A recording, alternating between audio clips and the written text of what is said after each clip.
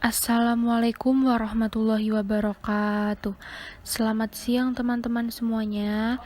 Di pertemuan 13 mata kuliah etika bisnis kali ini yang diampu oleh Bapak Nuwun Priyono SEMA KCA dan Ibu Retnosari SPD MSI.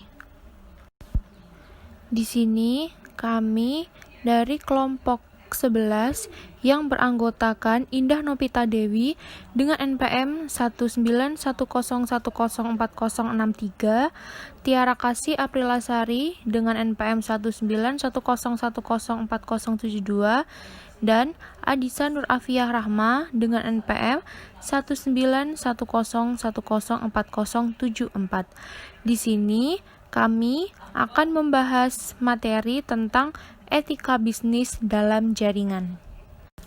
Perdagangan daring atau elektronik. Perdagangan daring atau elektronik atau yang sering dikenal dengan e-commerce adalah transaksi perdagangan yang dilakukan melalui tahapan dan perangkat elektronik. Perdagangan ini meliputi transfer dana elektronik, pertukaran data elektronik, sistem manajemen inventory otomatis, dan sistem pengumpulan data otomatis. Manfaat perdagangan elektronik. Yang pertama, perusahaan dapat menjangkau maupun berkomunikasi secara aktif dengan para pelanggan di seluruh dunia. Yang kedua, biaya rendah.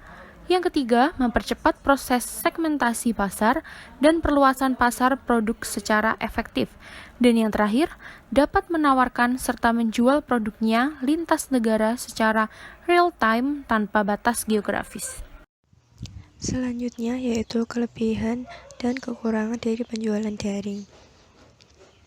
Banyak keunggulan yang diperoleh produsen melalui penjualan daring. Di antaranya adalah akses ke pasar yang lebih luas sehingga berpotensi menambah pelanggan baru lebih banyak, penghematan biaya untuk transportasi, komunikasi telepon atau fax, biaya pengiriman dokumen, cetakan brosur atau katalog produk, dan memudahkan pelanggan untuk mendapatkan informasi produk lebih rinci. Sedangkan kekurangan atau tantangan yang dihadapi penjualan daring antara lain yaitu sulit dalam membentukkan kepercayaan konsumen dan rentan terhadap penipuan. Klasifikasi sistem perdagangan daring.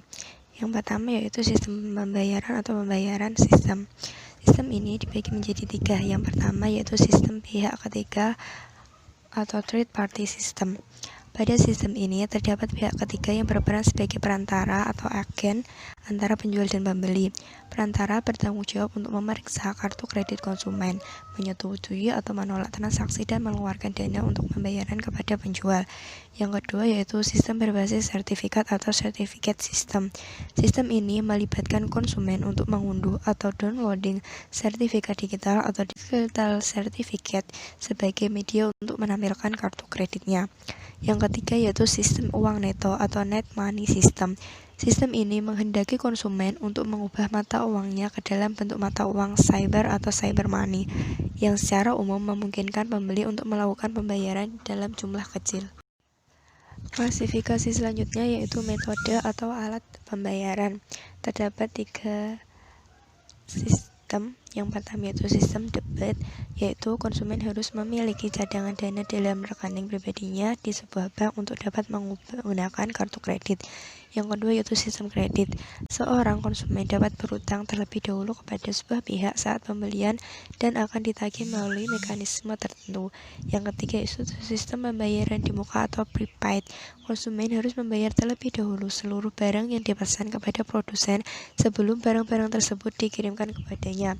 Pembayaran ini dapat dilakukan melalui kartu kredit atau transfer bank. Selanjutnya yaitu pelaku perdagangan daring. Terdapat 3 pelaku dalam perdagangan daring. Yang pertama yaitu perantara pasar maya atau e-marketplace, yang sering disebut sebagai market maker karena berperan dalam menghubungkan pembeli dan penjual serta memfasilitasi transaksinya. Yang kedua yaitu pemasangan iklan. Pemasang iklan di dunia maya ini menyediakan konten, surel, tempat bercakap-cakap atau chatting, dan forum-forum komunikasi yang dipadukan dengan iklan-iklan komersial berbentuk banner. Perannya beragam, mulai dari pembuat konten hingga distributor konten. Yang ketiga yaitu pedagang atau e-tailer, umumnya menjual produk secara eceran atau grosir. Pedagang akan mencantumkan daftar harga resmi atau price list atau melalui sistem lelang atau bidding. Pelaku lainnya yaitu pabrikan atau manufacturer, afiliasi atau affiliate, dan komunitas atau communicate. Jenis transaksi daring. 1. Business to consumer, B2C, yaitu perdagangan barang atau jasa kepada masyarakat umum. Contohnya tokopedia.com dan olx.com. Consumer to consumer atau C2C yaitu transaksi yang terjadi ketika seseorang konsumen menjual langsung produknya ke konsumen yang lain. Bisnis yang populer dikatakan pada sistem ini yaitu lelang daring yang memungkinkan para pengguna memasang harga penawaran atas sebuah produk yang dijual oleh seseorang. Contoh perusahaannya yaitu ebay.com. 3. Business to business atau B2B, yaitu pertemuan yang berlangsung antar perusahaan di dunia maya. Banyak perusahaan melayani kebutuhan akan barang atau jasa, di antaranya seperti pemasangan iklan daring, layanan riset pasar, dukungan teknis, pelatihan, penjualan produk pesanan, dan lain sebagainya. Keamanan perdagangan daring. Keamanan transaksi dalam perdagangan dari mencakup firewall, proxy, paket, filtering, login, dan password serta encryption.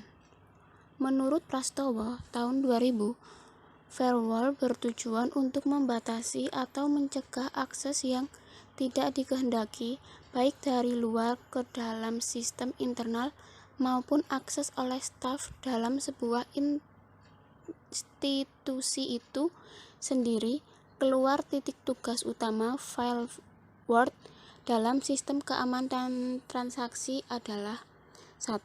Mewujudkan kebijakan keamanan di jaringan. 2. Melaksanakan aktivitas filtering. 3. Merekam atau mencatat berbagai transaksi yang dinilai mencurigakan. Sekian presentasi dari kelompok kami. Ada kurang lebihnya, mohon maaf. Wassalamualaikum warahmatullahi wabarakatuh.